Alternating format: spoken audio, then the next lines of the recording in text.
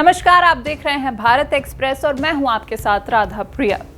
जब भी दुनिया के नक्शे पर अमेरिका और ईरान का नाम एक साथ फ्लैश होता है तो पूरी दुनिया के माथे पर पसीना आ जाता है। शेयर बाजार गिरने लगते हैं, तेल की कीमतें आसमान छूने लगती हैं और लोगों को लगता है कि बस अब तीसरा विश्व युद्ध शुरू होने जा रहा है।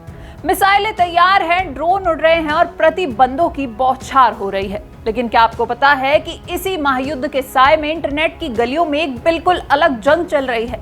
एक ऐसी जंग जिसमें बारूद नहीं रोस्ट है, गोलियां नहीं सार्काज्म है। आज की स्पेशल वीडियो में हम आपको दिखाएंगे कि कैसे डोनाल्ड ट्रंप के ट्विटर हैंडल और ईरान की अलग अलग देशों में मौजूद एम्बेसीज के बीच एक ऐसी मीम वॉर छिड़ी जिसने इंटरनेशनल डिप्लोमेसी को ही एक स्टैंड अप कॉमेडी शो बना दिया है। इस मीम वॉर की जड़ें थोड़ी पुरानी हैं। ये सिलसिला तब शुरू हुआ जब अमेरिका ने ईरान पर कड़े आर्थिक प्रतिबंध लगाए थे। उस वक्त ईरान की एम्बेसीज ने पारंपरिक प्रेस रिलीज जारी करने के बजाय मीम्स का सहारा लिया।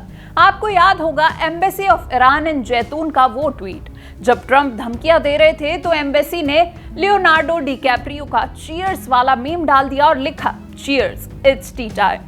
हद तो तब हो गई जब उन्होंने एक सोल्जर वाला मीम डाला जहां एक ईरानी सैनिक ट्रंप से कह रहा है we aren't reopening shit bro, मतलब ब्रो। दुनिया के सबसे ताकतवर इंसान को एम्बेसी ब्रो बोलकर इग्नोर कर रही थी।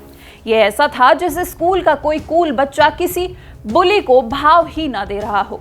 यही नहीं, जब हॉर्मोज की जलसंधि यानी स्ट्रेट ऑफ हॉर्मोज को लेकर पूरी दुनिया में हाहाकार मचा था, तब जिम्बाब्वे में ईरान की एम्बेसी ने ट्वीट किया भाई हमसे चाबियां खो गई हैं। मतलब जहां पेंटागन में वॉर रूम सजा हुआ था वहां ईरान वाले कह रहे थे कि गेट की चाबी नहीं मिल रही। और साउथ अफ्रीका वाली एम्बेसी ने मजे लेते हुए रिप्लाई किया चाबी गमले के नीचे है, बस दोस्तों के लिए खोलना। लेकिन ये तो सिर्फ ट्रेलर था। ये मीम वॉर अब एक नए और खतरनाक लेवल पर पहुंच चुकी है। अभी हाल ही में यानी अप्रैल के शुरुआती दिनों में डोनाल्ड ट्रंप ने एक ऐसा ट्वीट किया जिसने आग लगा दी। ट्रंप ने लिखा मंगलवार का दिन ईरान के लिए पावर प्लांट डे और ब्रिज डे होगा जैसा पहले कभी नहीं हुआ। पागल बास्टर्ड, उस रास्ते को खोल दो वरना नरक में रहने के लिए तैयार हो जाओ। अल्लाह का शुक्र है प्रेसिडेंट डोनाल्ड जे ट्रंप। मतलब आप लेवल देखिए, ट्रंप धमकी दे रहे हैं कि वो ईरान के पावर प्लांट और पुल उड़ा देंगे, उन्हें नर्क में भेज देंगे और आखिर में प्रेज टू बी अल्लाह भी लिख रहे हैं। ट्रंप ने शायद सोचा होगा कि डरा भी देता हूं और थोड़ा रिलीजन कार्ड भी खेल लेता हूं ताकि लोग कंफ्यूज हो जाएं। लेकिन साउथ अफ्रीका की ईरान एम्बेसी ने जो रिप्लाई दिया उसने इस पूरी धमकी का कचरा कर दिया। उन्होंने बस इतना कहा तभी तो कुछ अमेरिकी ईरान को आईरैन बोलते हैं। जिन्हें अंग्रेजी का ये वर्ड प्ले समझ नहीं आया उन्हें आसान भाषा में समझा दूं। असल में अमेरिका में ईरान का उच्चारण आईरान की तरह किया जाता है और इंग्लिश में आईरैन का मतलब होता है मैं भाग गया। यानी ईरान ने चुटकी लेते हुए कह दिया कि धमकी तुम दे रहे हो लेकिन दुनिया जानती है कि डर कर भागने वाले असल में तुम खुद हो। ट्रंप ने मिसाइल छोड़ी थी और ईरान ने उनके उच्चारण पर ही सर्जिकल स्ट्राइक कर दी। जंग यही नहीं रुकी, ये बुल्गारिया तक पहुंच गई।